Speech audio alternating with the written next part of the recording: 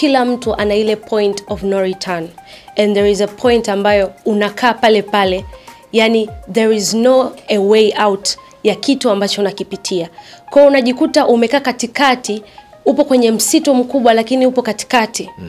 Ujui uende wapi, ujui fanye nini, humoni mtu wa kukutoa katika hiyo nafasi.